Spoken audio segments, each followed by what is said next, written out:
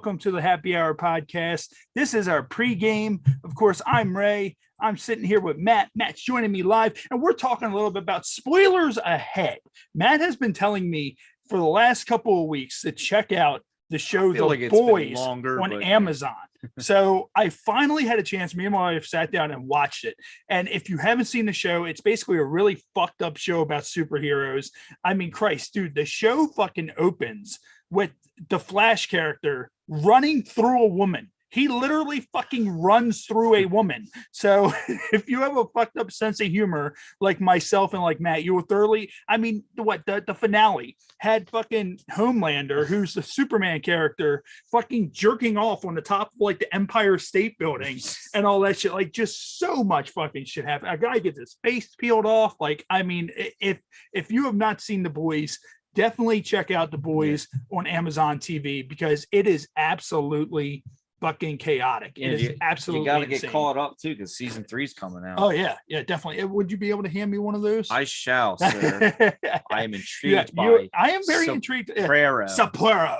This is our featured beer, which we will get into later. This is Sapporo. I was going to say, is this Sopranos? But I it's just the Sopranos, and of course, you may see I am wearing our Happy Hour Pod Mic'd Up t-shirt. Make sure you get this over at our official website, www.thehhpod.com. That's where you can get all of our merchandise.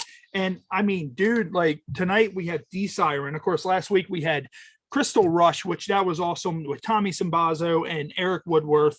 And I mean, dude, I just still can't, like, me and Jess blew through The Boys. And like, just all the shit that happened. Of course, you have a superhero that's a Nazi. Like, you know, you have a Nazi superhero, and you know, the one girl, the main character, she's like the girl next door. So she's hot because she looks like the girl next door, but then she's super hot when she's in her, you know, superhero costume as well. So yeah, definitely go check it out. And what I'm going to do real quick is I'm going to get into our Urban Dictionary term of the night, which is ear hustler. And ear hustler is one who listens in on others without getting caught. A true ear hustler does not let everybody know that he has heard what he heard and retains the information for future references.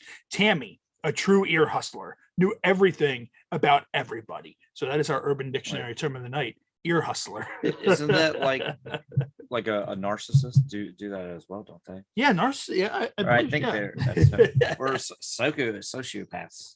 Oh yeah, they do stuff like that. Like, I mean, that's the thing. It's like, you know, people like to they use information against you at a later date. Oh yeah, and you're like, how the fuck did that person remember that? It's just like, how do they remember that I snorted all that coke? Like, God damn it, I really got to stop. Yeah, and make sure if you get a chance, our good friend Erica Icon from the Rub PR, she hooks us up with a lot of our adult film star guests. Make sure you go online and you vote for the Rub PR as best public relations firm at www.asnlifestylemagazineawards.com/nominations. Nominate them for the award of best public relations firm over there. You can vote 2 times a day per IP address through April 30th. So make sure you go over, vote for them, and maybe you know, Erica and good friends at the Rub PR can win themselves an award. And I mean, dude, of course, you know, a lot of stuff has happened. Of course, Taylor Hawkins from you know, Foo Fighters, he passed away, which me and Jess saw the Foo Fighters, one of the most amazing rock bands we've ever seen, probably top 3 rock shows we've ever been to. And then of course the Slap, heard around the world. Slap. Yes, the Slap. Which that pretty much took the war in Ukraine, just put that on the back burner. The slap around the world is like, no one cared. And now that Will Smith has slapped Chris Rock, it's like, I don't know. The world may truly be ending. I'm not sure. Well, I mean, that's the thing, dude. Like, you sit there and you talk about slaps, and you look at it like that. I mean, I've been slapped. Not as much really by women, but I've been slapped I've been slapped in wrestling matches. Like, there's been times where it's called where you start off a wrestling match and you slap your opponent slaps you, and I've been floored. Like, I've literally been floored. Like, I've had someone almost knock my jaw loose from slapping me in like a wrestling match. Well, it's so not my fault you can't take a bump. Now you sound like my wife. She's like, you can't sell. And I'm like, bitch, like you're chopping me. I'm not in the ring. Stop. Like, but no, like slapping like me, like, however, I have slapped a lot. I've slapped a lot of asses. Like, I mean, I'm one of those ones, like I try to slap, like, you know, I try to like very slappy ass. Yeah. Like, yeah.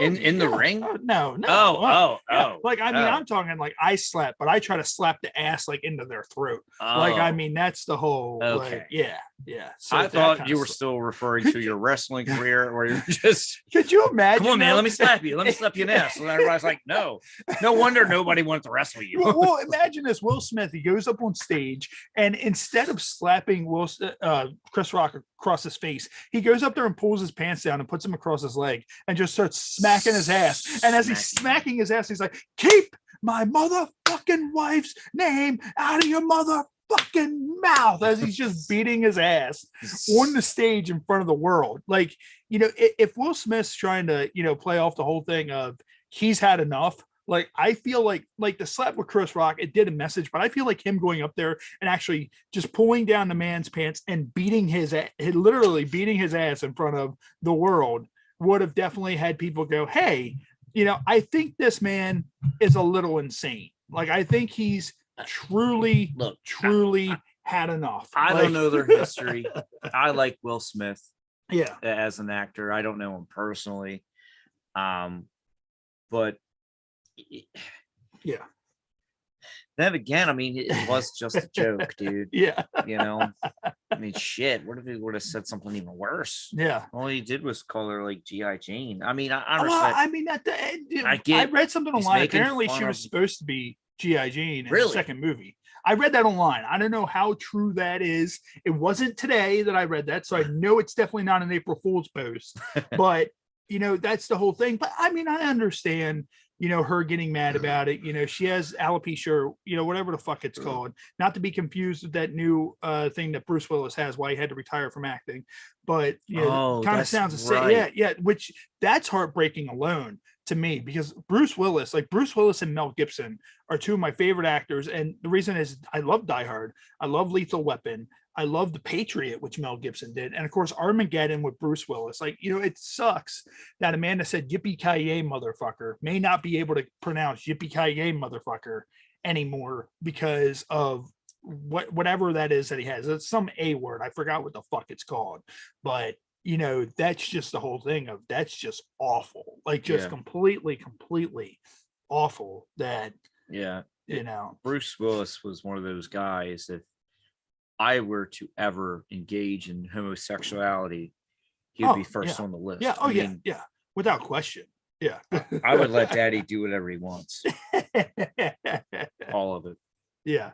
And I mean, I feel kind of the same way. Like, I don't know. I think Nicolas Cage is kind of a layup for that too, because he just has a lot of weird movies that you kind of fall in love with. Like, I mean, National Treasure. You can't beat National Treasure. Gone in 60 Seconds. Oh, Nicolas Cage. I thought you said Jack Nicholson for some reason. No. But I mean, wait a second. I would fuck Jack Nicholson wasn't in fucking National Treasure. But could you imagine if he was? Oh yeah. Holy shit. Yeah. And that's the whole thing. And also keep in mind, if anybody out there, if you want to promote anything, now that we have the share screen function and we can show videos on here, shoot us whatever it is you want to promote. We'll promote it right here on the Happy Hour podcast. We'll play it live right here on YouTube Live so people can hear about your event. And, you know, if there's any kind of commercials, or if you have a show coming up in the area and, you know, like, for example, our friends at A Light Divided, if they have something coming up, they want to record something, say, hey, come check us out on the state.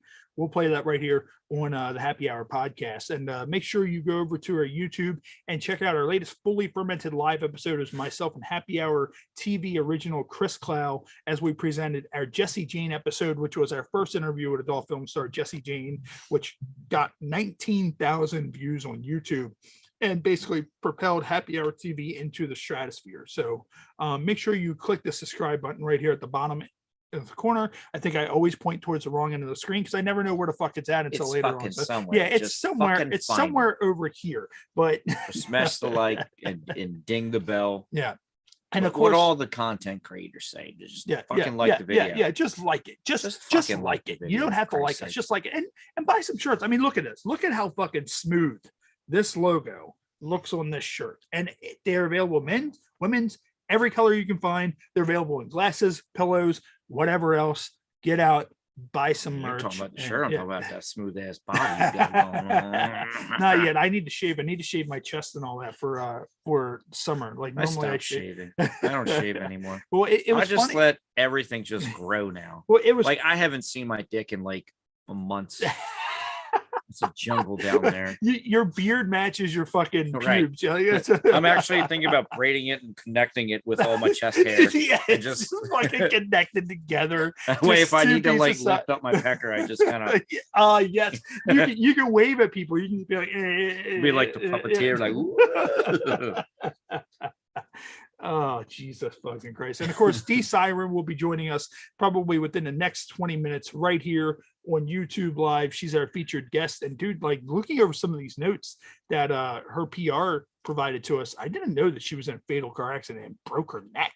Like, I mean, I feel like I'm going to ask her if like that broken neck, if like later on, if that's ever bothered her later on while she was shooting a scene or anything like that, because imagine that, like you're just aggressively sucking a dick and then your neck just locks up. So yeah, like, oh, no. Have to get a break real quick.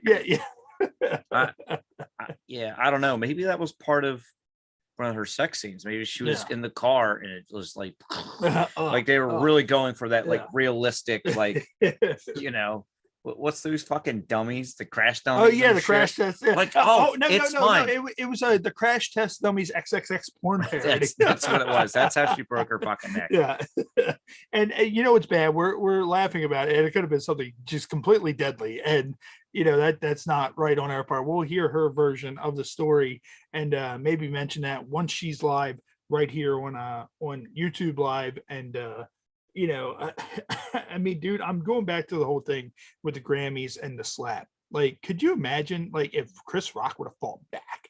Like, just imagine, like, if Chris Rock would have put Will Smith on his ass. I mean, at the Oscars. Like, I mean, let's be honest. You know what he should have did? Have you ever seen his stand-up when he talked about Toss Salad Man?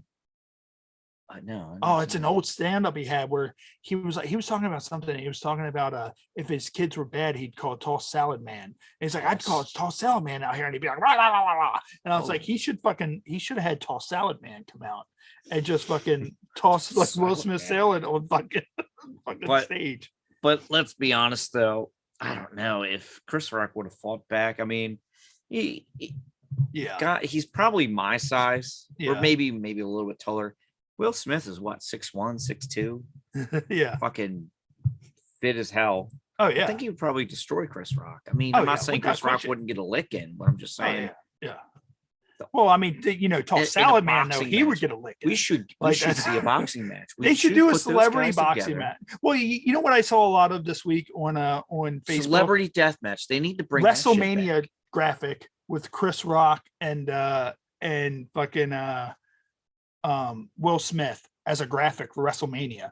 And I saw someone posted they should have Jada Pinkett Smith's wig on a pole match at WrestleMania. And I was like, that actually would be pretty fucking dope.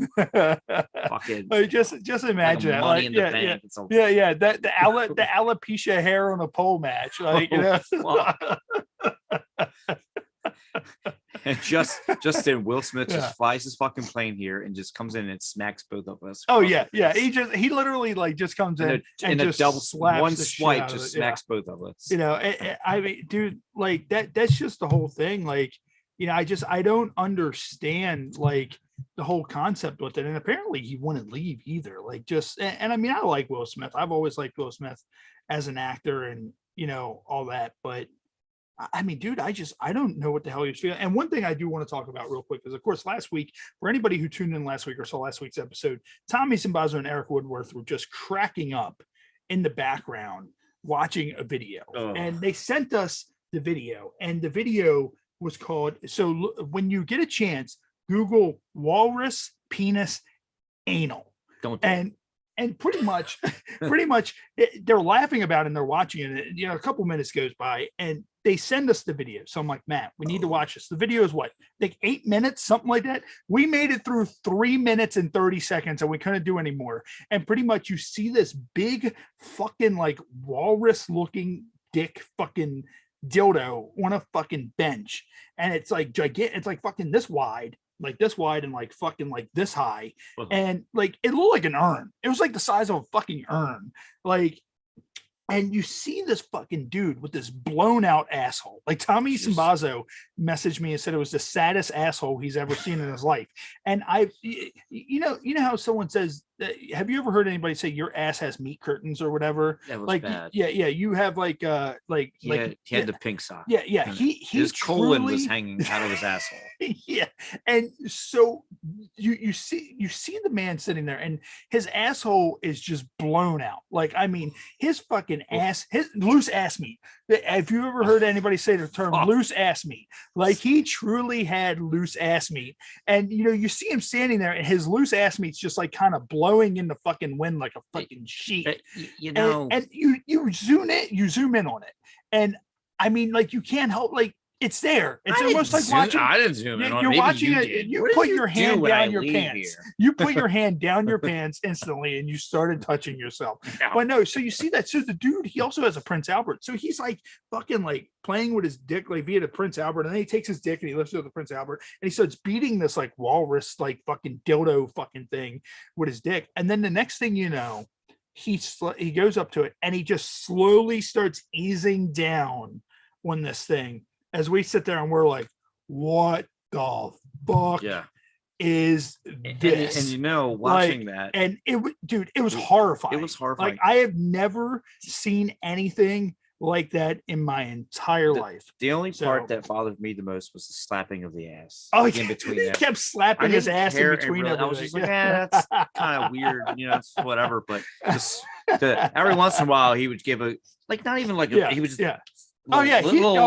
I'm like, he just boom, and you're like, the ass slapping is what's doing it. Like nothing else. Don't worry about the loose ass meat. Just you see there, just completely clear as day, or anything like that, or this man sliding down on this fucking urn shaped fucking thing. No, that's where Matt draws the line. Matt draws the line with the slap. It wouldn't be so bad if he was just like, because he was just giving a little smack. I'm like, okay, you gotta do that. It's just too extra. It's just very extra. Dude, and I was like, I don't know, man. Dude, like it's fucking like it, dude. Now I see and Tommy Simbazo and Eric Woodward, shout out to those guys. They sent that video, and I know, like, that put brand new cherry flavor. That put that to shame, and that takes a lot. To put a video of someone side fisting a side vagina by fucking easing down on like a walrus fucking size fucking dildo, like that fucking. I still haven't even watched that show. I mean, that scene, like I can't get like into the scene. The scene itself, like that should, like, part of me still wants to watch it because I need to know how they got to there.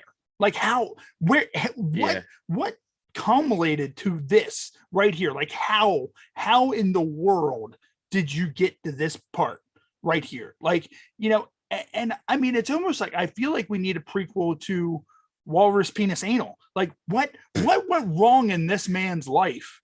Like, what happened to where he had such loose ass meat to where it's just free, like it was just there. Like, dude, I'm not even on a female have I ever seen meat curtains that bad. Like, this man's ass was inside out. Like, he literally, his anus, like, you ever see when we were kids growing up on Nickelodeon, Inside Out Boy, like, and he flipped over the fucking swing set and he turned into Inside Out Boy. That man's ass was literally Inside Out Boy. Like, I'm telling you this now, and it's completely fucking insane.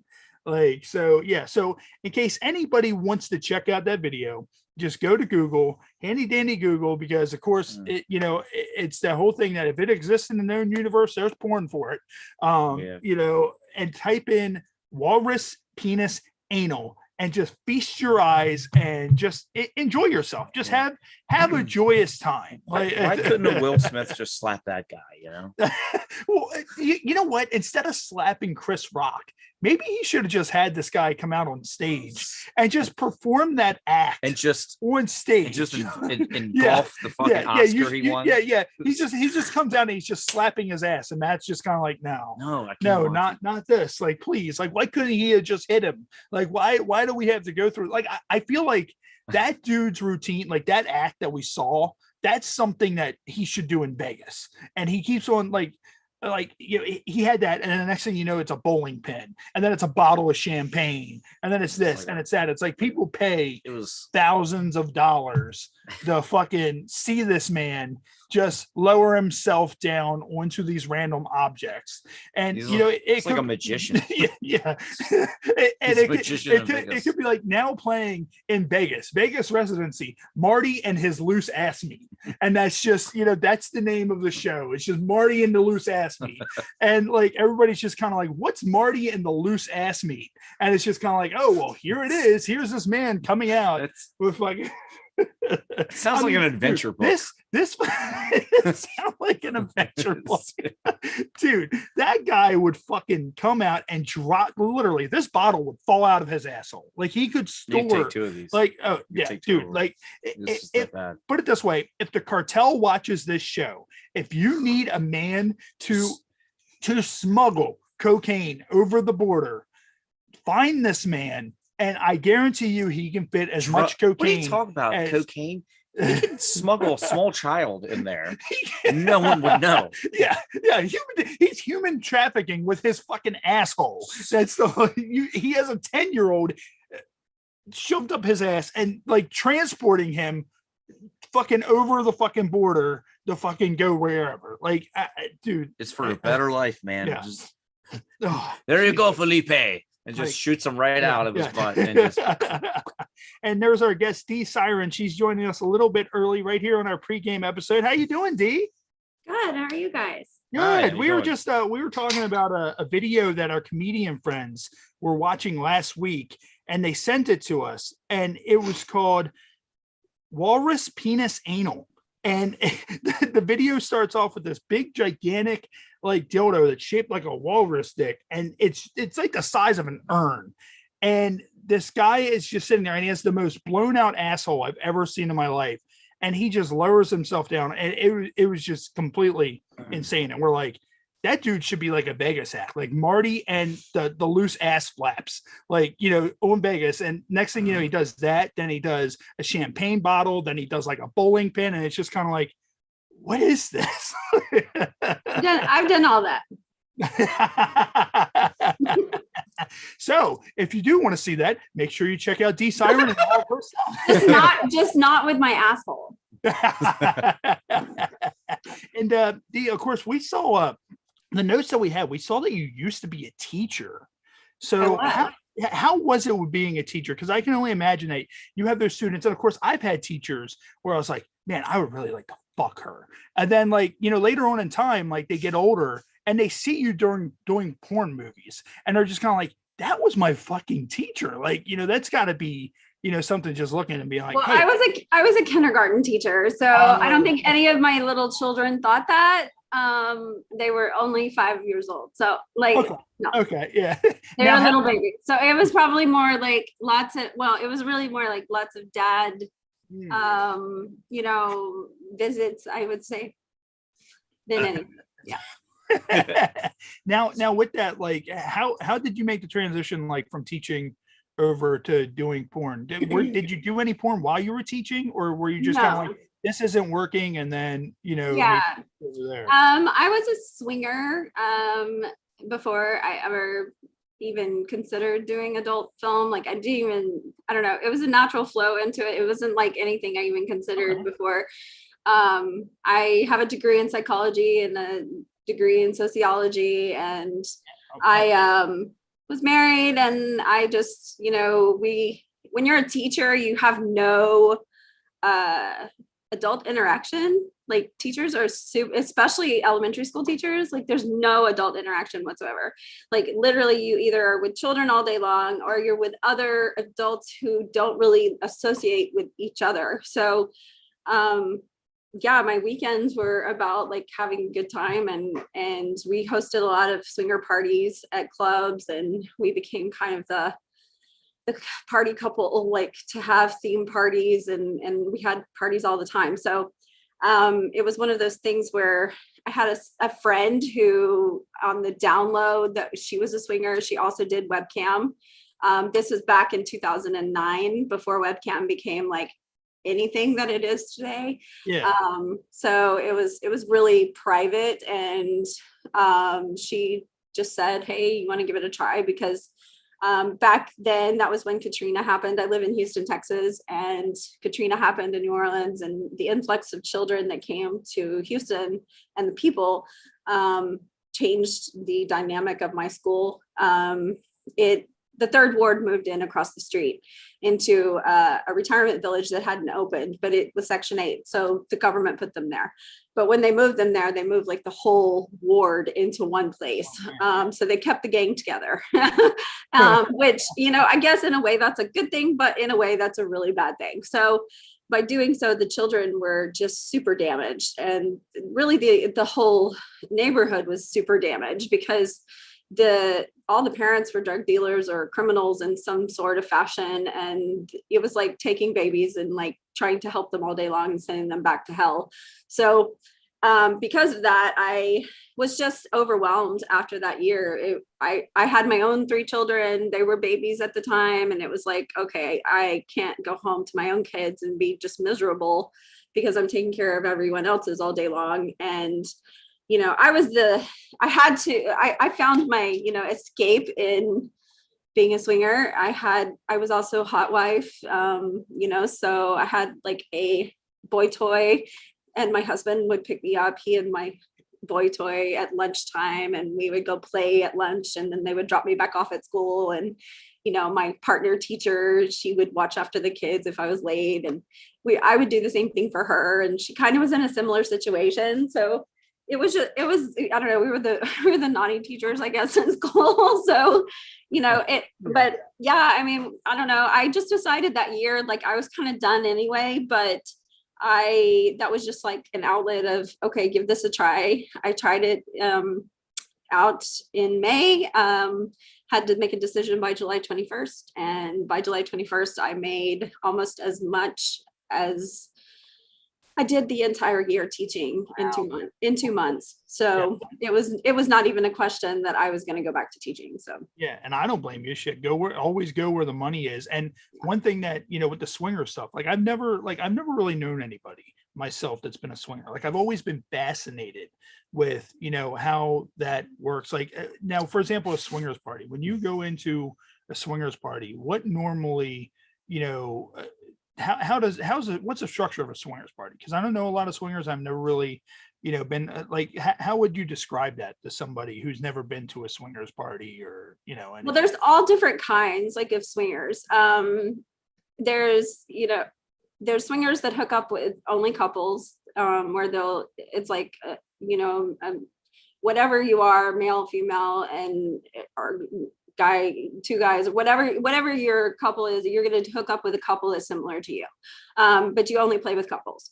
Then there's swingers like we were that would also invite single males over, and because my husband was a super voyeur and enjoyed watching, so he that was also what we did. So but when it came to a party itself, like most parties, there's 2 types of places you would go to, like, well, really 3. So there's house parties, which, swinger couples would throw a house party and invite other swinger couples to come or single males to come if they know them. We met most people online on a website called Couples Touch, which was an online website for swingers. I don't even know if they're around anymore. But that's kind of how we got started in the whole community, was on the website. We actually started by just going on to webcam together. And that's kind of how I realized I was an exhibitionist, because I enjoyed just having sex with my husband online and watching like all these people like watching me, like all these numbers, like people are names popping up. And the more people, I was like, wow, that's pretty cool. Like, so, it was just like exciting to have the more people the better, so it was just more, it was something that, I don't know, like I said, it was a natural flow into what I finally did for my job. But so you could have a private house party, but also there are on-premise and off-premise clubs. So there are clubs that are, or bars that are just literally a bar, where you would just send out an invite and all the couples would show up and everybody just hangs out. And it's just like a regular bar, but you just have a lot of people that are swingers there. Now you would, when I say a regular like bar, it's a regular bar, but our behavior is not necessarily regular. You have lots of girls that play with each other, lots of girls that make out with each other, lots, people dancing on tables, and we're a little more risque. And dude, we were hanging out the wrong bars. Well, that's not the bars that I hung out with. You have to find the right bars that are cool with it. But then there's also specifically swinger off-premise bars, which means you can't have sex there. But there were a couple in Houston that were super cool where you could go and they had poles you could dance on. And that's a big plus for a swinger community, because the girls like to show off and they like to get dressed up and dance for, their friends or each other. And it's not like going to a strip club where you just have to sit and watch. You can actually participate. So, there were a lot of cool clubs that you could go to and dance and have fun. And it wasn't a place to actually have sex. It was just a place to meet up and have a good time. And then if you did choose to go hook up with somebody, you would do that after the fact. And those were mostly the places we actually had parties at. Then there are on-premise clubs, which there were a few back in the day here in Houston, and I know there's some now, but I don't go to those anymore. But those were ones that have a VIP room. So the main part of the club is still the same. Like it's still like a regular club, dance club, has poles, has cages, has things that you can be sexy in. Maybe has like a shadow box where a girl can go behind it and dance, and you can see her dancing in a shadow. But it's just super sexy. It's just super sexy. Girls normally dress in either like really risque clothes or like lingerie, something that's super sexy. And most of the time, weekends there's a theme. So it's a lot of, if you like themes, if you like cosplay, those are kind of the places to go and like hang out, because it's going to be like sexy cosplay. And then if you do pay to go into the VIP area, that's where you would have like an area at the beginning that's more like soft play, that people can like, I don't know, like start to play with each other, just no intercourse, start to soft play with each other. And then there are private rooms that you can get, but most of the time those you get at the beginning of the night and you keep them, otherwise they're filled up immediately. And then there's normally like a voyeur room, which is like a huge room with couches and like a window cut out so people can just watch. And you want to go play in there, then you go play in there. So that's where I normally went. It's just, we would just play in there and people would watch us. So yeah, it just depends on where you want to go. Their policy for the cages, how would that work? The policy for the cages? Yeah. Most of the time it's just dancing. I mean, it's not like a BDSM club. Like that's a totally different animal. So like, I mean, swingers clubs are not BDSM clubs. Those are different. So yeah, it's nothing too crazy at a swingers club. BDSM club, different, space. And I've been there too. So it's just different. You said they had themes. What do you think, like off the top of your head, what was your favorite themed? Mine, like I had a Grease party once. I love Grease. Awesome. And like how many people did the hold up? I wanted to be Sandy and my husband was Danny. So they made me drinks, and they I had like my pink lady drink and he had his drink, and everybody got to dress up like Grease, and like we had that. And then we had, your typical everything you can possibly think of. We had a pinup party for his birthday one time. So we all dressed up like pinup girls, and everybody dressed up like, in the 50s gear. And then, I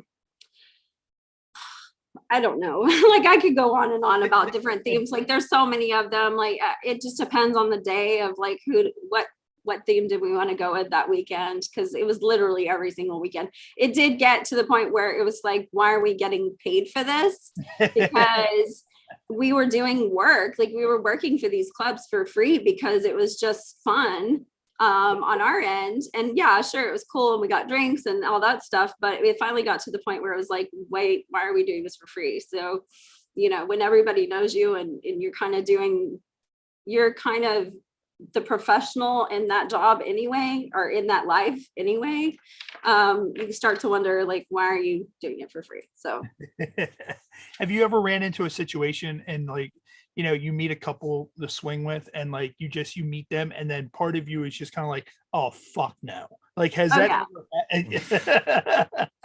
oh yeah, like there was a couple we met at a club, and it's dark in clubs, like you can't see each other very well, like and you know, pictures are not always truthful about what you look like. Oh yeah. So, just ask the internet. Yeah. Plus, I mean, honestly, when you go into a swinging situation, you just can't have expectations because you just never know.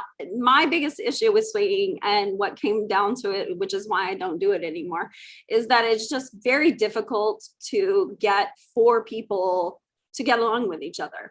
Because it's not even a physicality factor more than it is a personality factor, because you're literally like dating 4 people, like 4 different people dating each other. And a lot of people do want to date. They don't want it to just be like a one night stand, hook up kind of thing. Never, you know, don't do anything again. We actually had groups, like a whole group. This was back when my children were small. They're young adults now. So, but like back in the day, like they were little and we went to Chick-fil-A all the time together. Like we were a whole group of swingers that brought our kids to Chick-fil-A. So like we're super wholesome, but all swingers, you know, and you would never know, but it was like all our kids were friends with each other. So, but when it comes to like, you know, a couple that just doesn't work, we met them at the club, we had fun at the club, but when we got back to their house, we drove all the way to their house, which is like 45 minutes away. First of all, we weren't down with that really all that much anyway, because we were at a non-premise club. So we were like, why aren't we just playing here? That wasn't like norm for us. But we made an exception and we went, and then it was like, oh, well, we just kind of want to soft play. And we were like, what? Like, why aren't we soft playing? Like, what does that even mean? You know, we were not soft players. Like, if we're going to do this, we're just going to do it. Like, what's the point of, you know, oral sex and not doing anything else? Like, no, like we could have done this at the club and been done with like, and moved on to somebody else, like, and found this out way earlier than the, you know, hours later at your house. So yeah, I mean, and physically they were just not what we expected. But like I said, like, I don't even think the physicality is so much, especially for me. I'm not somebody who has like a type, but it was more about just personality. It was just awkward, and they put us in awkward situations. And honestly, even good friends that like we had long-term relationships with, there were times where you just like have an awkward situation happen, or, you know, where there's misunderstandings and communication barriers, where you break a boundary and you don't even know it was a boundary, and shit just happens. So like I said, it's just really hard to get 4 whole adults to get along with each other. It's like one person in that relationship is probably going to cause a problem with the another person in that relationship. And most of the time for me, most of the time for me, I'm somebody that, well, I'm an unapologetic size queen, but on top of that, it's just that I want it to last more than 5 minutes. And, you know, my husband could go on and on and on. He was having a great time with, you know, the girl. And then, you know, her husband's done in 5 minutes and is like, oh, this is the best part, let's watch. And I'm like, no, like, I'm not a voyeur. That's not my deal. Like, that's not the thing I do.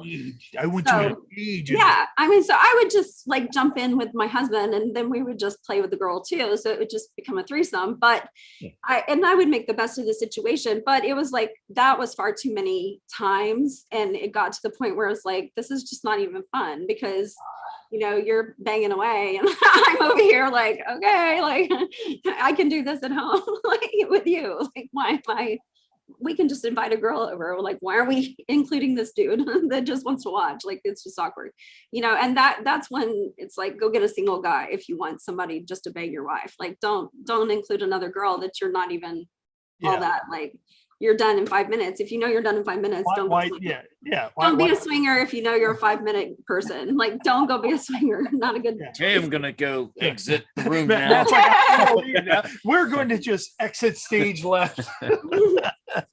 And one thing, you got, what was it? The Ex Mentors column for Mental Health Awareness award. What was all that for the Ex Mentors column and Mental Health Awareness award? I write a column for them, which is basically helping people in the adult industry with different factors, but I am also a life coach. I own my own business. It's called My Karma Sutra. It's really Karma Sutra, but the website is mykarmasutra.com. I have been in the industry for a long time. I've been in since 2009. I'm a certified sex educator. And then with my other education, I'm also a life coach. And mainly I help with intimacy and relationships, as well as just finding your, kind of your gift and your purpose in life. I'm hardcore on the idea that you shouldn't be doing something that you weren't meant to do just because it's a job. And, you shouldn't be stuck working for somebody else if you have this gift, which everyone has a gift. You just have to find it and find out what your purpose is, because, we're all little sparkles of moon dust and, sprinkled onto this earth, and each of us have a gift. So it's just a matter of, like, that's your purpose in life, is to find your gift and be able to fulfill it. And that's what I do, is help people fulfill their gifts. And it's more of just, coaching them and helping them realize that life is not all about money, and life is not all about, being necessarily what society expects you to be. The epitome of success. Everybody.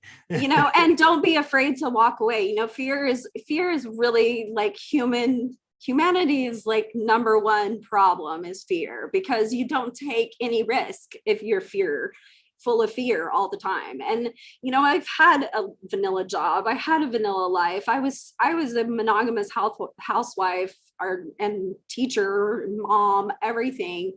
10 years, didn't do anything. And until I opened the door to my own sexuality, which I think is a huge part of human existence. It's a basic instinct that society really has shamed, especially in women, has shamed and judged to the point of literally we've like closed those doors.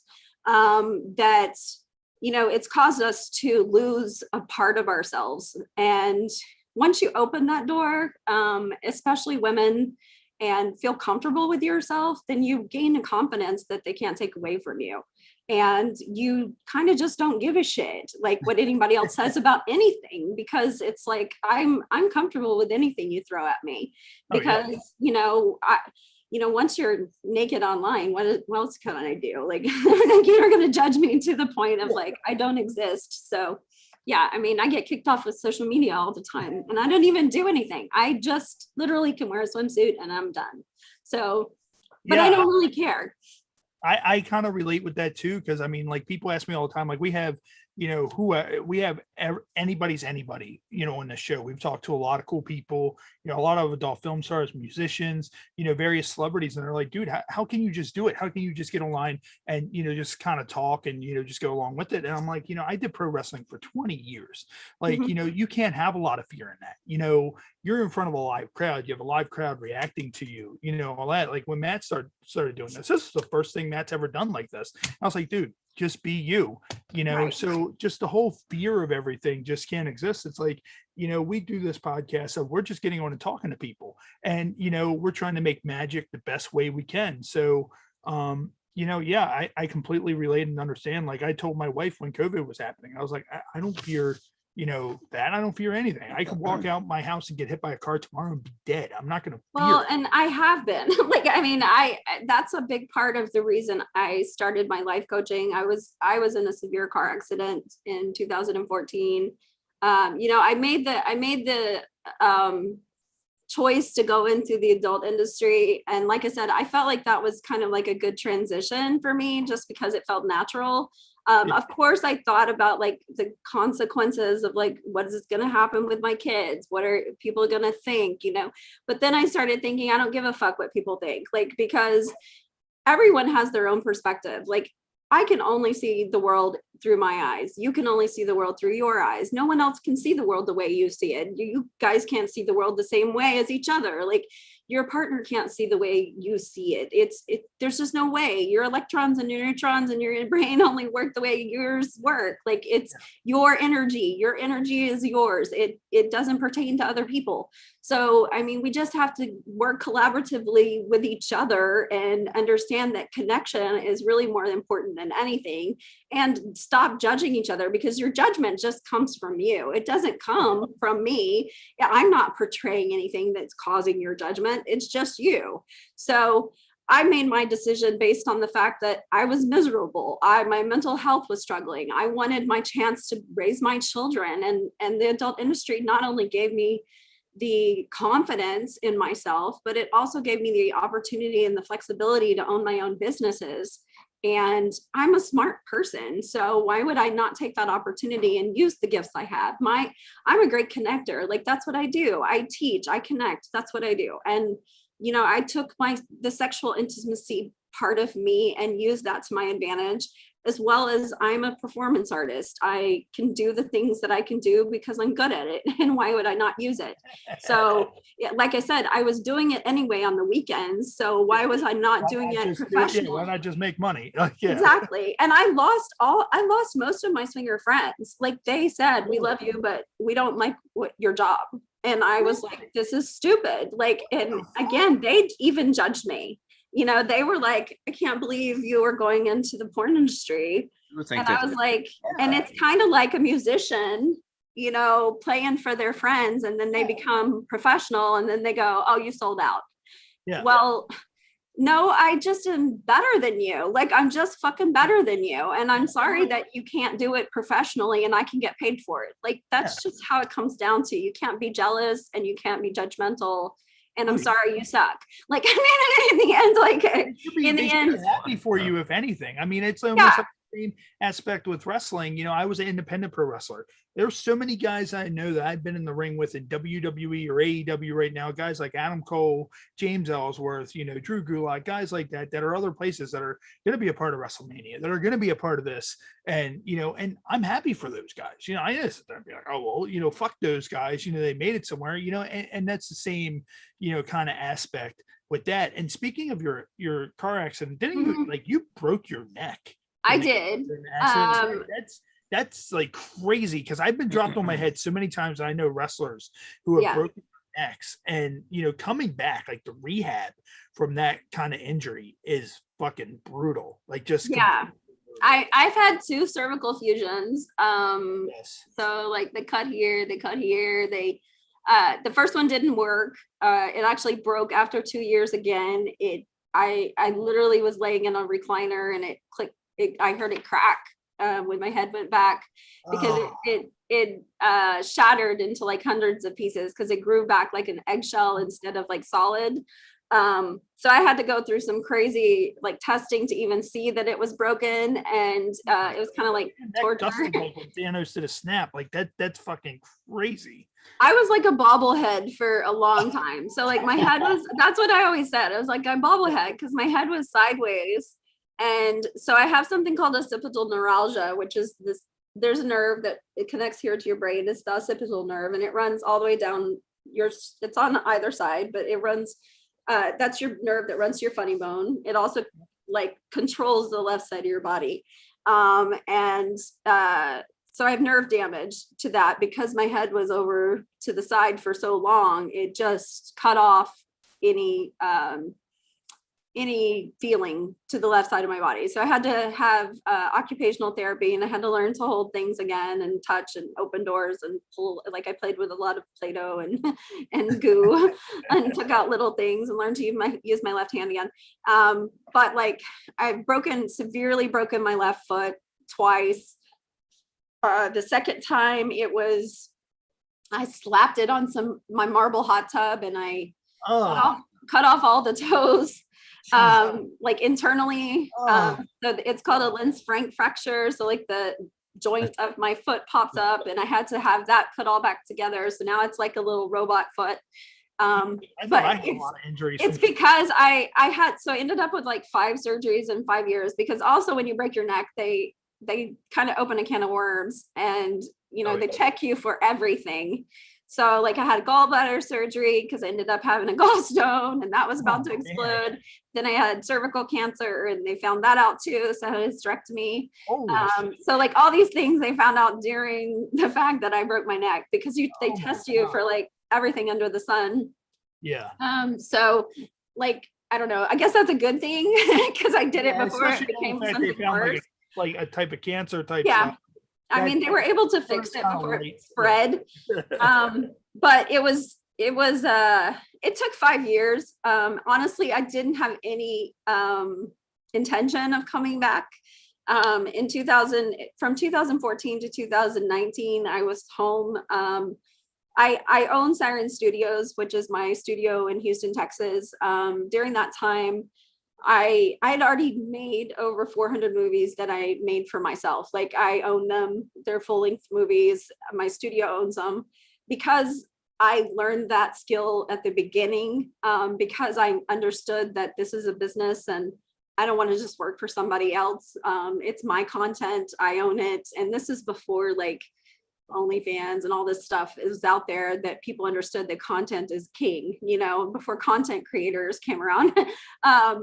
I mean, I knew I needed, streams of income, and I understood that like filming for other people, we don't get royalties. We don't get paid after you make a film. We're just contractors. So we just get paid one time. That's it. You're done. But those people make money off of us forever. So like every movie I've made for somebody else, they'll make money off of it forever.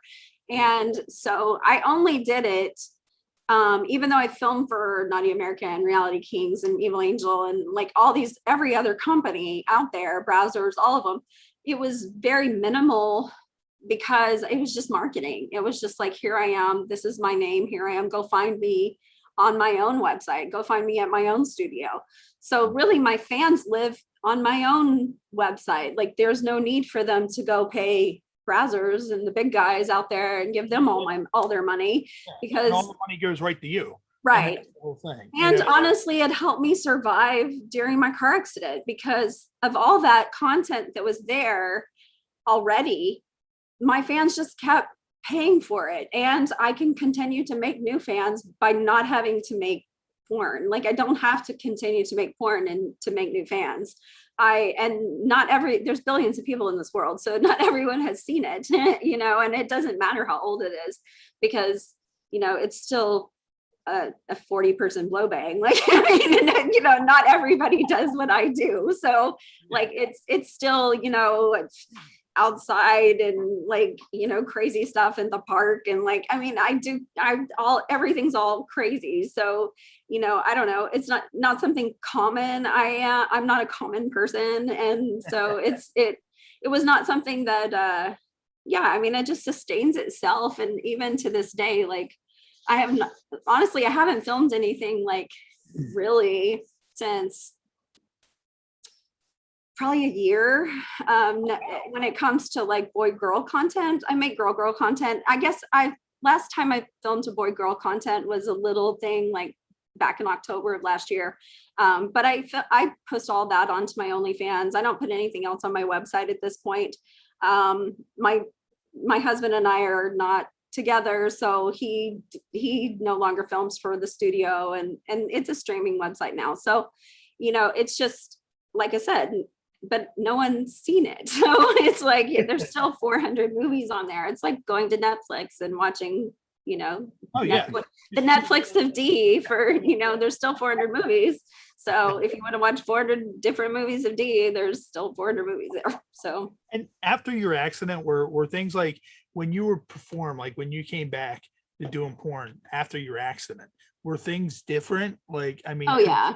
Yeah. I mean, I can only imagine like certain things, in certain scenes would, probably, put a strain on your neck, more so than anything. Like, is your neck, like, are you pretty much like, is it like almost fully healed, or do you still kind of like have It'll never be fully healed. So I have I still don't have feeling on the left side of my body. I've learned to move my body through my brain. Like, it's all about mind body control, which is also why I'm a life coach, because I'm all about mind and body, and mind, body, and spirit. Like, it's all about the whole thing, because honestly, once you connect, really honestly, through meditation and yoga is how I've like really survived this, because it's all about being mindful and being able to reassess your life internally rather than externally. I really could care less about anything external. It's all about how I feel on the inside.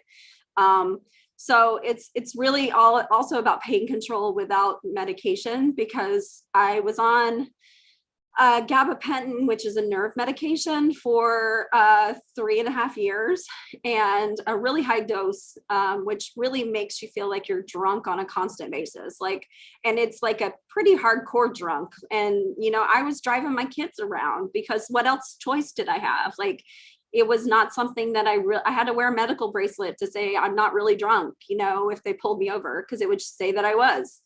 And now I've gotten to the point where, I no longer take that. I no longer take antidepressants. I no longer take Xanax. I no longer take the things that I was required to take during this whole process, because I learned to control my pain by just being able to control my mind, and knowing that pain honestly is just those nerves, knowing that they're damaged. Like, I know I'm okay, but not really. Like, I mean, I'll always be damaged. Like, there's nothing I can do about it. So that nerve will always be damaged. But I do get something called a radio frequency ablation. So they go in every year.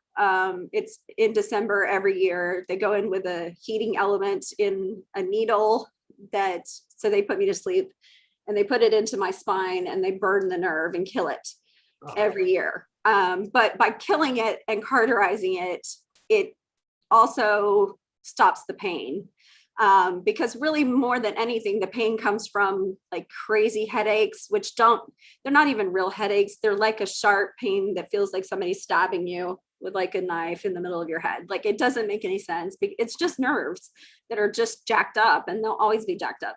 So like, as for scenes, like, I can't bend my head further than this. Like, I used to be able to bend it way back. Like, I'm super stretchy, but I've learned, I'm so flexible anyway, that I've learned to use my body the same way I used to be able to. I learned to use my foot, even though my foot is all messed up, and my mind has to tell it to move, because it has no more nerves in it. Your foot going on down there. Yeah, I can still do it.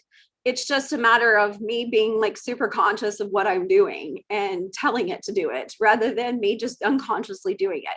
Now, I would not do a 40-person blow bang again, because that would hurt my neck. Like, I would, and no one can, like, I used to be able to, like, you could hold my neck, or you could hold my hair, or you could do, I could gag to the point of like, being crazy. But like, I'm not going to do those things anymore. That's going to put anything from here up in any kind of jeopardy. So like, I have limitations, and I have restrictions on what I'm going to do personally. But otherwise, like, from here down, like, I'm fine, I mean, whatever, like, I'm good. Just have at it. Yeah, I mean, and honestly, it's just more of a mindset thing, because like, when you've gone through a near-death experience, like, you just change. Honestly, I woke up a different person than I was when I started, and your priorities change, and you realize, like I said, your purpose in life changes. You realize that there's something more than what you were before. And I don't know, I think I've come 360. I think the teaching comes back to, I want to go back to being able to help people, and I feel like that's everyone in life, is that you get to a point in life where you realize that you want to make a difference in other people's lives. And I've always been a performer, so I guess I make a difference in people's lives because they enjoy it, and they tell me that all the time. But I also want to help in relationships, because to me, that is the key to having a happy life, is to have happy relationships. Like, we have to understand that we can connect to each other, not just sexually or physically, but emotionally, intellectually, experientially, like just by doing this and learning from each other and talking to each other and experiencing each other, then, it's just as important as the physical aspect. And what we're going to do real quick, we're going to get into our featured beer, our featured shot, and then we're going to get into some of our games. So what we're going to do is we're going to introduce our brand new featured beer. Of course, Guinness is now done. Our new featured beer is Sapporo Premium Beer, and it says, discover the perfectly balanced taste that's irresistible to all as you share rich moments with this masterpiece of the brewer's art. So make sure you go out, shout out to Sapporo, pick up some Sapporo beer. And of course, Matt, our featured shot is 10 High Whiskey Sour Mash. So this right here, this monstrosity right here, what we're going to do, you go ahead, take that. You go ahead and take that. And what about you, Dee? What you drink? If so, what are your go-tos when you drink? I only drink wine, or like this is a healthy energy drink. Healthy energy drink. Here we go. See, I like my liquor mixed with energy drink, but hold the energy drink. No, this is just green tea, vitamin B6, vitamin B5, ginger root, and biotin. So yeah, that's as far as I go. It's got nice, healthy skin. All right, nice, here we go. Let's cleanse our souls with this. There you go. Oh man, discount bin whiskey is not fun. So yeah. Pick up some 10 High, pick up some Sapporo, and what we're going to do real quick is we're going to get into our segment called Burn Photo. What me and Matt do, we go ahead and we show embarrassing photos of ourselves, and we all just roast those photos. So I'm going to go ahead and get the screen share ready. So let me just go ahead and get those pulled up, and we will go ahead and rock and roll with that. So go ahead right here, boom, and then our first burn photo is going to be my photo, which I always start off with, which that's for the game later. So there's that. Let me find that. Scroll. There we go. Oh, Lord. And Matt always gets a nice little preview. This is mine for this week. This one right here. This is the burn photo of me. Oh, right that's here. beautiful. So there we go. Blow that up right there. So that's it. That's me right there. So pretty much this was a few years back when St. Patrick's Day, one of the fellow wrestlers, Alexander James, he left his tights at my buddy's house who made wrestling gear. And mind you, Alexander James is probably about 2 times smaller than I am. And I found his gear, and he called himself the Lionheart. So I put on his gear and did his little pose, the lion pose, and sent it to him. And the last couple of years, he hasn't let me live down the fact that his tights no longer fit because my fat ass squeezed into them. Oh, and you stretched them out. Yeah. and it's almost like a thong on you. And see, well, that's the thing. Like, I had nothing on underneath that either. Like, I completely just barebacked it all the way. That's the only way you should do it. And like, I feel like after this, though, that they should, like, I should have got Mustafa's death scene after this, because like he was super pissed. Where's your green? Like, it's St. Patrick's Day. I was wearing green, but his, like, I just took everything off. Like, we had a habit of getting naked at a lot of the parties, and I just found that, and instead of taking off all my clothes, I put those on instead. And I'm sure you were like the life of the party. And then what I'll do, I'll go ahead and pull up Matt's, which, where is it at? Is this it right here? So go ahead and that. There we go. So there's that one. And Matt, of course, this was gifted to me by our anonymous, gifter, because you said you don't take bad photos. So of course, Skin Industries, everybody knows Skin Industries. Nice. Like, I have the that was skin a long hats, time ago. That was... and like you're just sitting there, like I feel like you're the bouncer of like a swinger club. Like, just looking at this, like you're just sitting there with your arms on your back, like no one shouting. That is a swinger shirt. Like, no joke. Like, everybody wears those shirts. Yeah. No well, joke. back 10 years, I think this is probably about 10 years ago. Yeah. I was probably stoned in that picture, as I often am. So it's the Ed Hardy like version. Yes, the naughty Ed Hardy brand t-shirts. And then what we're going to do now is we're going to get into our games, and we're going to start off with what do you meme. So what I'm going to do is I'm going to pull up a photo on the screen, And what I want you to do is I want you to meme that photo. So we're going to go ahead and pull that up. And then once you see it, let me know what you think a good meme would be for that photo. So here's the photo right here. Of course, you know, for anybody listening at home, it's the Chihuahua that slightly looks like he's a little sad, but he may be a little bit happy, but he may be a little bit terrified. So Dee, what would you meme that photo as? So I'm supposed to just like tell you what I would like put a caption on it? Yeah, Yes, yeah. exactly. What do you think a meme would be for that? God, I'm so bad at this. Would you like for me to go first? Yes. I feel like that is when you show up to a swingers club and the bouncer looks like Matt's photo that we just showed. Yeah, I was gonna go with That's this. a good one. That would be me at my first swinger party. Yeah, that's the look you have when you walk into your first swingers party. Yeah. I'd have to say that would be like the end of the blow bang. Like, that's like after the blow bang, you know. Or That's what after, goes on. You just after the gagging. all right. When your eyes are a little Go take a wide. shower. Yeah. Yeah. And what we're going to do now is we're going to get into our game called Incoherent. So what we're going to do is we're going to show a series of cards and they're going to be in drunken lingo. And what you need to do is sound them out the best you can. We'll give you hints and you're going to try to figure out what the card says. So this is the first one right here. Can you see that? Okay, let me hit full screen on that. What do you think that card says? And it's easy, like if you kind of like say it out loud, you'll kind of hear yourself saying it. So what do you think that first card says? Six-siled. I don't- You're close. She's got it, really. Pretty much you have it. One of the hints is kicked out. Is what? Is kicked out. Basically, you're kicked out of somewhere. Like someone's in a swingers club and they got kicked out. And then it says when there's a sock on your mom's doorknob. So sound it down and see if you can. It's kind of like you're Kind of being like if you about were it. exiled from Yeah. somewhere. If you were exiled, but there's sex involved, what would that word? Oh, sexiled. Yeah, Yeah, it is. It sexiled. is sexiled.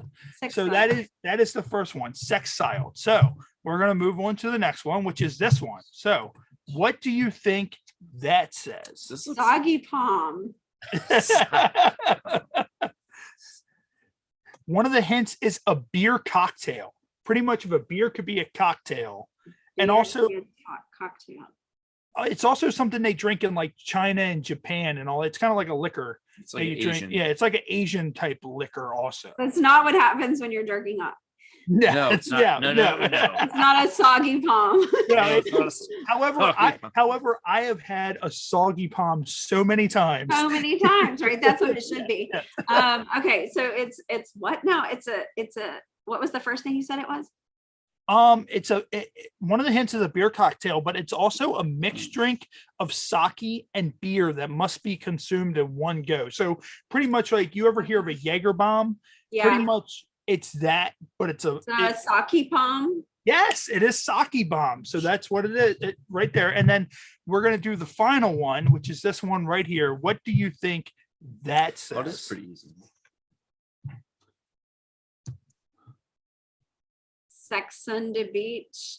Oh, You just said it. You just pretty much said it.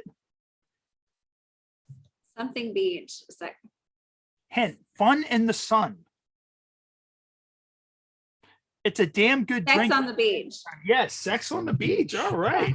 See, and that's the thing. Like last week we had Crystal Rush on, and she just froze. Like she had no idea. Like and that some people do very well at these, and some people do bad. So we're gonna stop sharing on that. And we finish off our Ode to Humanity segment. Have you ever played Cards Against Humanity? Yes.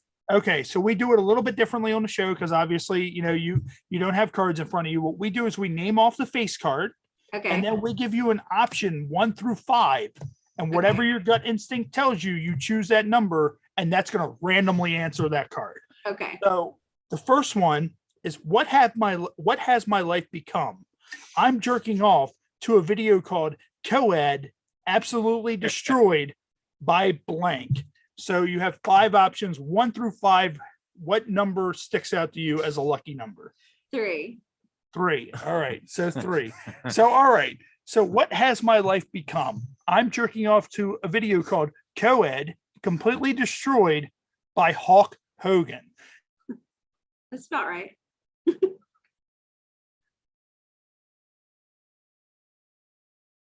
Did you pause? I lost you guys. Uh-oh. What happened? So we're gonna. Oh, there we go. Oh, there we go. We got pause there. It was just overwhelmed by Hulk Hogan. Yes, it was overwhelmed by that idea. Now, do you want to use a strength. rebuttal, or are you satisfied with that answer? I mean, I'll do a rebuttal just to do it. Okay, so 3 is out. What other number would you like to choose? 5. 5. All right. So 5. What has my life become? I'm jerking off to a video called Co-Ed, absolutely destroyed by Zeus's sexual appetite. Hell yeah. I like that one. And then some one. of the other options you had that you could have chose was a bigger, blacker dick, entire Mormon tabernacle choir, and some douche with an acoustic guitar. I am into Zeus. And we're gonna do a second one. So the second one is when Pharaoh remained unmoved, Moses called down a plague of blank. What number stands out to you, 1 through 5? I'll go 3 again. 3 again. Okay. Yeah. Oh man. All right. So when Pharaoh remained unmoved, Moses called down a plague of angel-headed hipsters burning for the ancient heavenly connection to the starry dynamo in the machinery of night. That was a long answer. That's a long one. So like are that you one. satisfied with that, or do you want to rebuttal? All right, I'll do a rebuttal just for fun, but I like that. Okay. What other number do you number want? 1.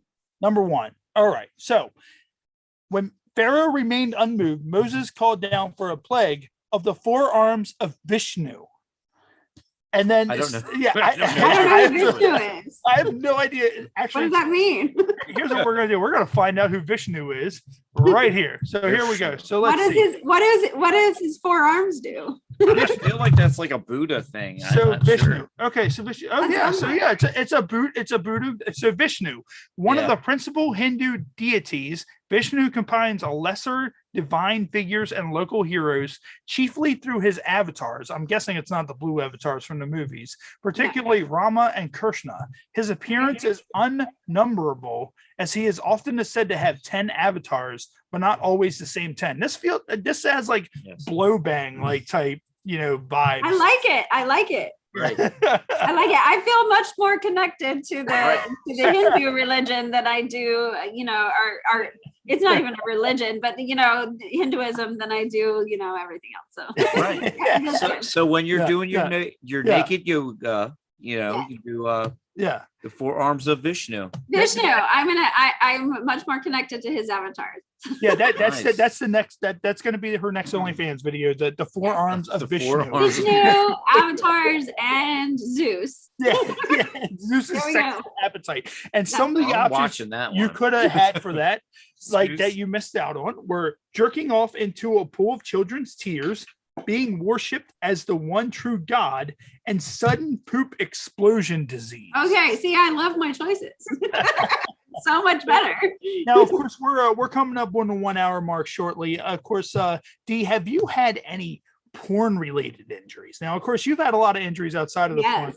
industry. What kind of porn related injuries have you had? So the year that I actually broke my neck, I broke it September 2014. That same year, I got nominated for an AVN for most outrageous sex scene. Yes. So I couldn't even go to the AVNs that year because I was with the broken neck. So I was like home. Actually I was scheduled for surgery like right around that time. And that scene is crazy. It's like one of my most popular scenes. It's called like a double prolapse scene. It's with Mike Adriano and Evil Angel. So it's like it's an anal scene, and then also like I don't know, like I said, I'm super stretchy. Well, that's not just like, you know, being able to do crazy shit with my arms and stuff, but like every part of my body. So like I could push like my cervix out, and then also like rosebud my asshole. So like I can do all kinds of weird shit with my body.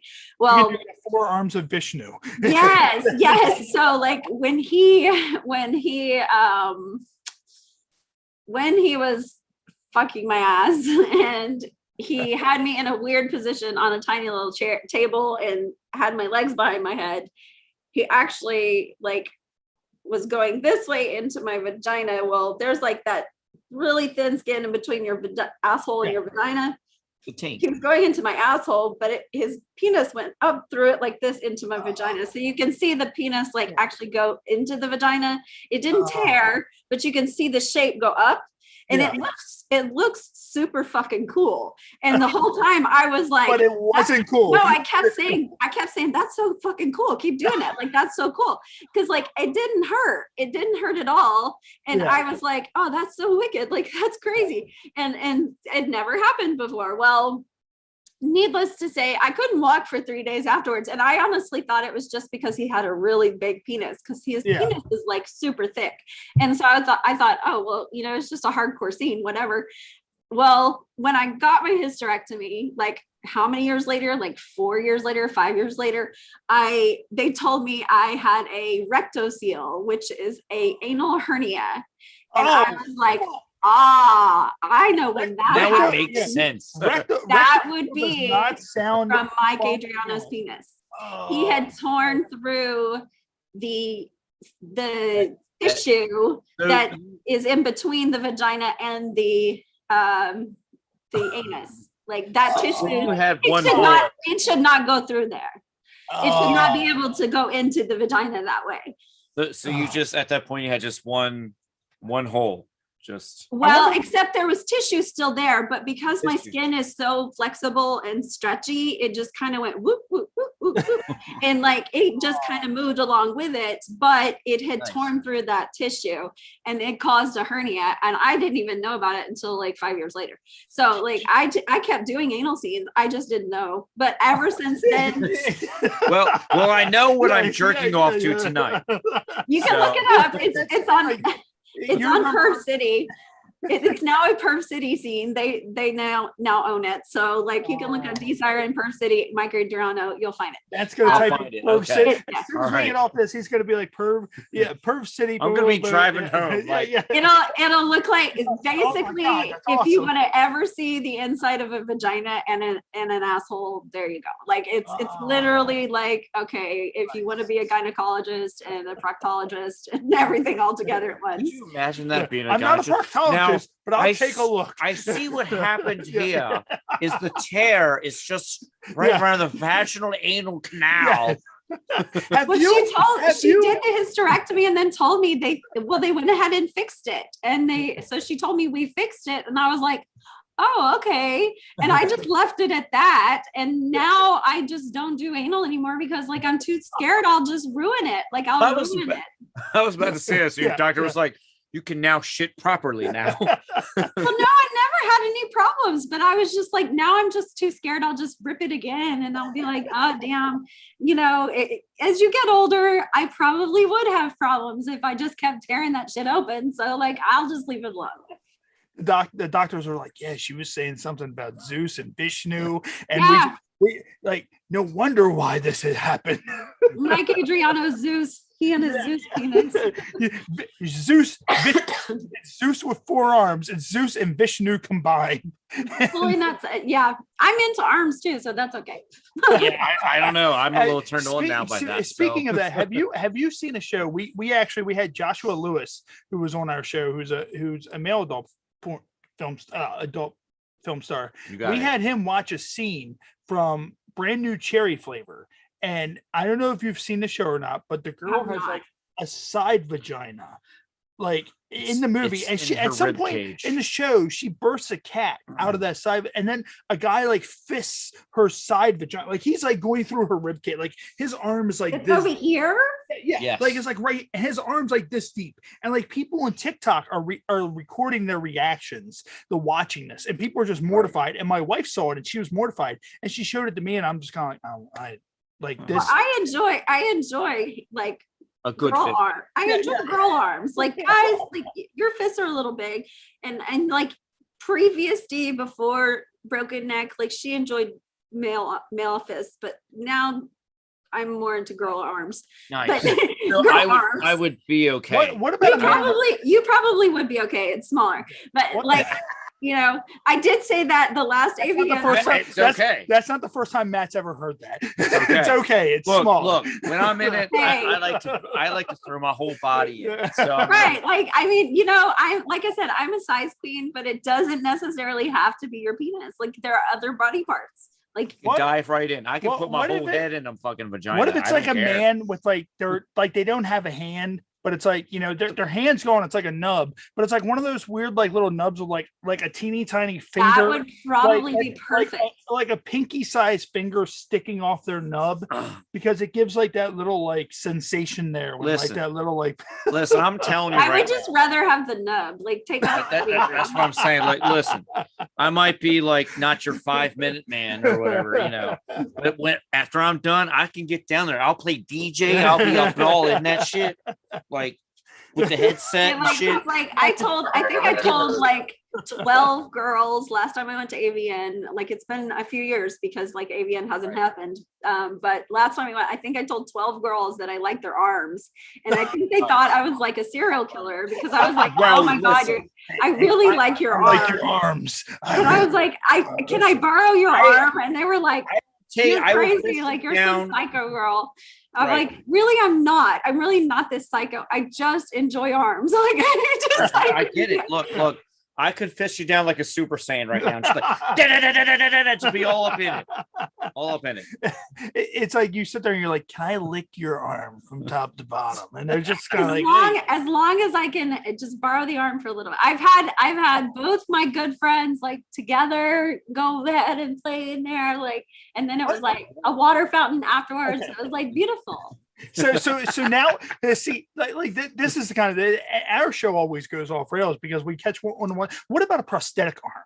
Like, like you have the fascination with arms. What if you met a man? Like, let's say you're in a swingers club. This is years ago. You're in a swingers club, and there's a man with a prosthetic arm. At that point, like, do you just rip that fucking arm off? You're just kind of like, no, I don't even want your dick. You just fucking rip. I think I'd rather have the nub. Like, I mean, because the prosthetic arm has too much. Like, that's too much. Oh my god! Like, I have the hand. That's like the fake hand. I think it's like what's her name? Belladonna, who she has her hand. So I have that toy that's like a hand, but like it's when you like go to put your hand inside of me, I prefer it like you put it in like this, and then you curl your fingers up. So like you curl up like this, go in and then curl. So like I prefer it to be like a flat surface that you're in there. So yeah, I would prefer it be just a nub rather than these fingers. Nice. We're getting sex tips already. Yeah. So that's the thing. So anybody watching this or listening to this at home, now you know, like how. Yeah, like go in, curl your fingers up like this so it fits.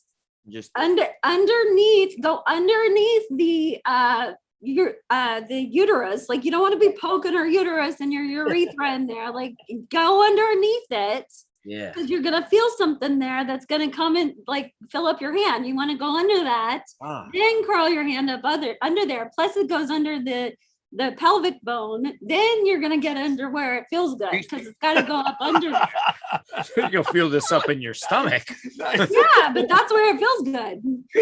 Oh, and nice. So you're just clearing it. So it's like being a plumber, right? So you're like, that's rotor. That's called the rotor. I'm a homie guy. I fix all my shit myself, like DIY, like do it myself type dude.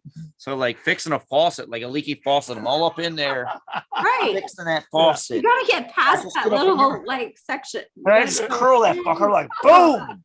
You feel that? You feel her intestines, and you're like, I'm there. I have made it. Well, your intestines, Sounds you like can a do that Mortal anally, Kombat but yeah, fatality. you can feel the wall of the Yeah, you there's- can feel there's the wall one of the there, it's vagina. Yeah, It's like a pocket. You're just it beating. is. It is a pocket. There, it I is. have been in And some then- vaginas. And then you're like me now that has no more uterus because I got that shit taken out. So now it's just like whoop. Okay, good. Well, look, I'm a 5-minute man, so I gotta learn other techniques. So Exactly. And your arms, like as long as your arms don't get tired. oh no, I do those curls like all day, just all day. Just this is what I do. Just keep doing this as long as you're doing this. Right? Just practice this. My wife's like, "What are you doing?" I'm like, I'm getting ready for tonight. Gotta get it on, whoa. Just we're going to do this. We're going to do this. And real quick, of course, we're running short. Porn parodies. Of course, there's porn parodies of everything out there. If you could choose any porn parody or any multiple porn parodies that you yourself may not have done, what would it be? Like, if you could think of anything. And of course, our other host Tom Nutty isn't here. He always suggests Knight Rider because he's never seen a Knight Rider porn parody. So if there's anything, what would you say right off the top of your mind you would want to do as a porn I'm parody? gonna do Friends. Oh, Friends. Could you imagine? Like, it just starts off like the whole Right. song. Yeah, I want to do Friends, but I want to do Friends with like pogs, like big fat ass white girls, or BBWs Nice. and black guys. It's called Friends, but then at the end it just says with benefits. Like Yes, yes. Friends. Yeah. Yes, And it could be even like a swinger kind of friends, like you got the swinger community in the apartment building, so Nice. I think I may actually do it. Like I've thought about actually doing it for like my own production. You definitely Nice, should. nice. It Well, would just be a bigger production. I think it would be super fun. Well, let us know. We'll promote it here for you on the show. Let us know. Okay. You heard it here on the Happy Hour podcast. Yes. The Friends parody is being made, and It's in the works. It's in the works. It's in the where works. can everybody find you?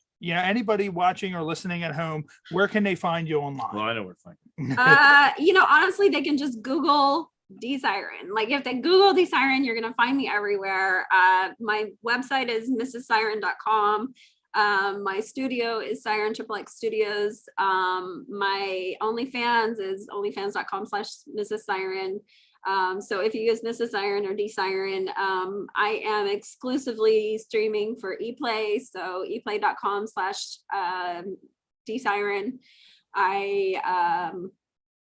What else do I do? My Instagram, I have like 5 Instagrams, but because I get kicked off all the time. But my main one is it's the .lovesiren. It cannot be my name really because they always flag me, even though that one's already flagged too. Yeah, I'm finding you on Instagram. We got her. We got her. It's already shadow banned.